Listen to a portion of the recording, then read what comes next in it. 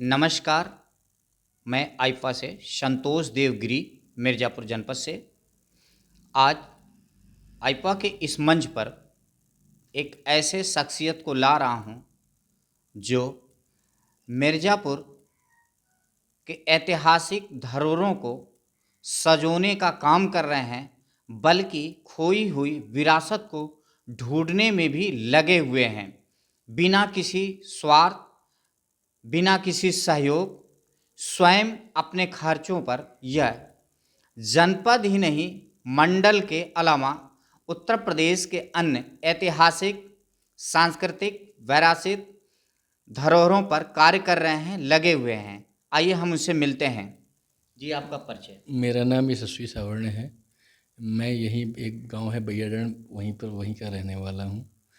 पेशे से छात्र हूं और अब समाज सेवक हूं। घुमक्कड़ एक्चुअली इसलिए घुमक्कड़ी मेरी प्रवृत्ति है। तो जब हम घूमना शुरू किए तो जरूर महसूस हुई कि मेन लोग क्या करते हैं, हिमाचल चले गए, जम्मू चले गए, कश्मीर चले गए, उत्तराखंड चले गए, लेकिन आप अपने आसपास देखिए जहाँ पर आप बैठे हुए हैं मिर्ज़ापुर को एक्चुअली यहाँ पर नाम में विवाद है।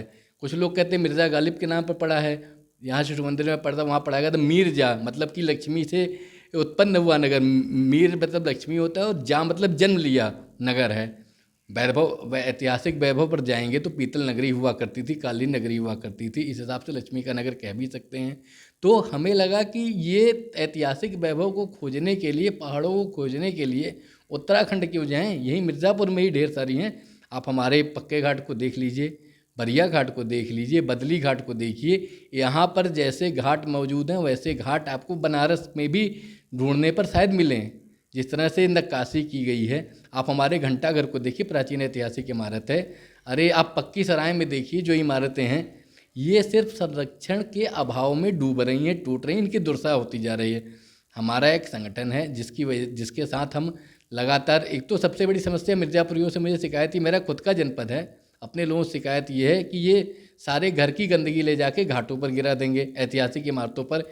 हम भी जाते हैं, बिल्कुल खाने पीने की चीज़ें लेके जाते हैं, लेकिन उसको एक पैकेट में रख के लाते हैं। उसके लिए अब तो सरकार ने जगह जगह वो भी लगवा रखे हैं, डस्टबिन वगैरह भी लगवा सकते हैं, आप यहाँ भी करिए।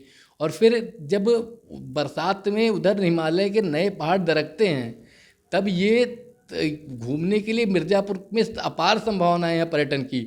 आप सोनभद्र वाले रूट पर चलिए, आप यहाँ से लोअर खजुरी शुरू करिए, लोअर खजुरी थोड़ा सा आगे बढ़ेंगे 4 किलोमीटर पर तो जो है खड़ंजा फाल, अरे बिंडम फाल के बाद उधर क्या कहते हैं कि ये जो है सिरसी डैम।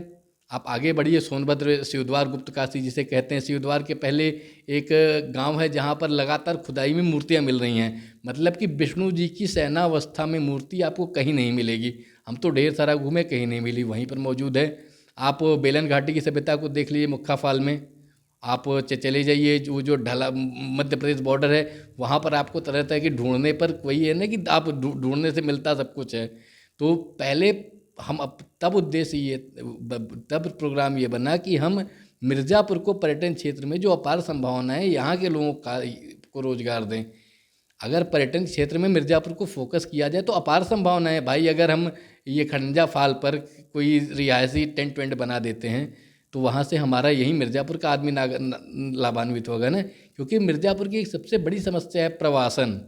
यहाँ का आदमी कमाने दिल्ली मुंबई जाता है, लेकिन अगर उसको यहाँ काम मिल जाएगा, पर्यटन मिल जाएगा, उत्तराखंड की पूरी अर्थव्यवस्था ही पर्यटन पर चलती है।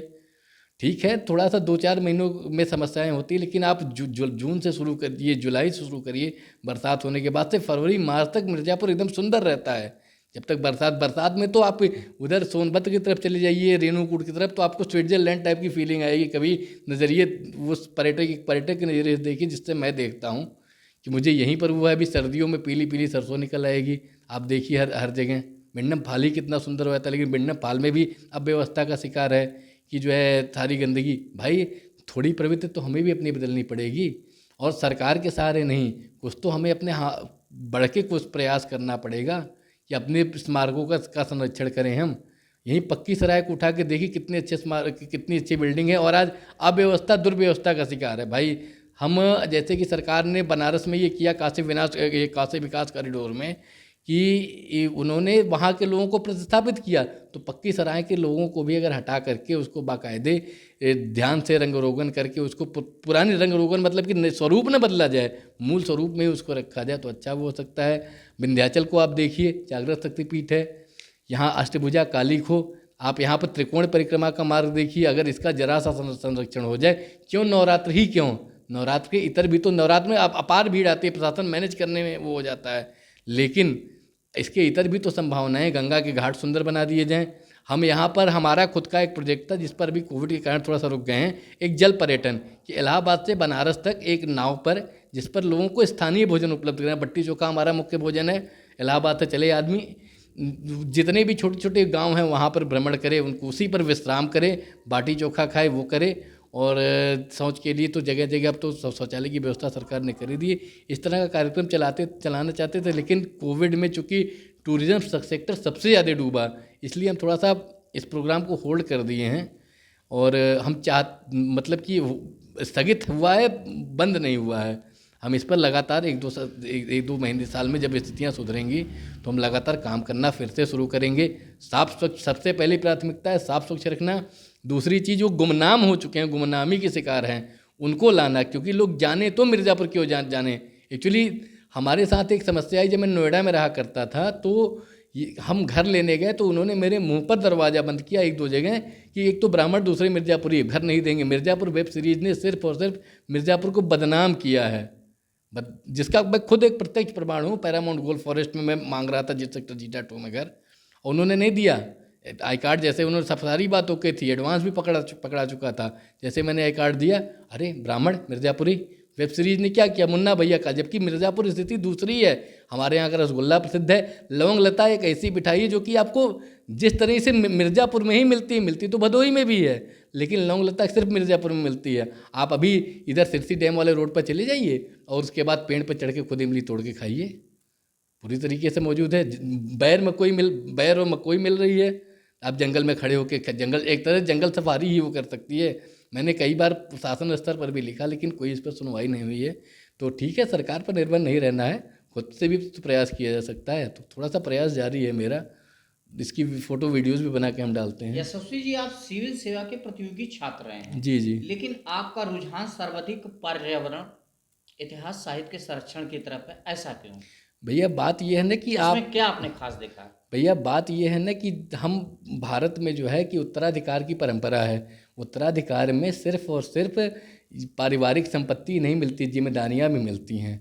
उत्तराधिकार में तो जिम्मेदारी के तौर पर अगर हम देखें तो मतलब कि संस्कृति को अगले पीढ़ी तक पहुंचाना भी हमारी जिम्मेदारी है। जो हमें संस्कार मिले, संस्कारों का हस्तांतरण भी किया जाता है। जैसे कि मैं ब्राह्मण हूँ तो पिताजी मेरे मुझे हाथ से जनेऊ बना के देते हैं। ये आप देखिए कि ये पापा मेरे हाथ से बनाते हैं, जो है सूत काट करके। तो इसमें ये है कि मुझे पापा से सिर्फ इसलिए सीखना है कि कहीं ये परंपरा लुप्त न हो जाए। इस पर हम एक कंपनी भी लॉन्च करने के लिए प्रोजेक्ट में है। जैसे कि हम भूलते चले जा रहे हैं अपने यहाँ के खांड। हमारे यहाँ खांड, अभी सर्दियों का सीजन आएगा तो यहाँ खांड का शरबत मिलेगा, लोग भूलते चले जाते हैं। हमारे यहाँ पहले बचपन में पिटूरा मिला करता था, उसमें गुड़ में सौंठ मिला करके, ये सारी चीज़ें। आप अमेजन पे 15,000 की चारपाई खरीदती हैं और हमारे गांव का जो लोहकार है वो भूखे मर रहा है, उसके पास काम नहीं है। तो एक प्लेटफॉर्म बनाने की तैयारी है हमारी। जैसे पत्तल आप जाइए, अभी एक रेस्टोरेंट है इलाहाबाद में, उसका नाम भूल रहा हूँ, उसमें गया था तो पत्तल पे बैठा के खिलाते हैं। हमारे यहाँ जो ये काम करने वाला वर्ग है, दलित वर्ग, उसको मुसहर कहते हैं। हाँ, सब पत्तल बनाने का काम वो करते हैं। वो वर्ग भूखा मर रहा है और वहाँ पर उसे पत्तल के खिलाने का पत्तल का चार्ज ही अलग है। मतलब अगर आपको पत्तल में खाना है तो उसका चार्ज अलग है। वो करीब 200 या 250 की उनकी पत्तल एक्स्ट्रा चार्ज करते हैं पत्तल और पुरवा में खिलाने के लिए। हमारे यहाँ कुंभकार दयनीय स्थिति में है, तो क्यों न परंपराओं का हस्तांतरण अगली पीढ़ी तक किया जाए। पर्यावरण संरक्षण के हित में भी है भाई। पत्ता है तुरंत वो हो जाएगा, हम पहुँच जाते हैं बिंडम फाल। और वो फाइबर वाली प्लेटें वो मतलब कि इको फ्रेंडली भी नहीं है, वो जल्दी से ख़त्म भी नहीं होती हैं। पत्ता जलाने की भी ज़रूरत नहीं है, महीने 2 महीने में वही हो जाए। और कुल्हड़ जो है, कुल्हड़ उठा करके जो आप मिट्टी में डाल दी, मिट्टी है, मिट्टी में मिल जाएगा। तो भाई पर्यावरण संरक्षण भी तो ज़रूरी है। हम अगली पीढ़ी को क्या देंगे? ये काला धुआं। मिर्ज़ापुर 100% प्राकृतिक जनपद है। हम गंगा जी के किनारे रहने वाले लोग हैं। आर ओ भी मेरे घर में अभी भी आर ओ नहीं है, क्योंकि शुद्ध पानी मिलता है तो हम आर ओ पर क्यों जाएं।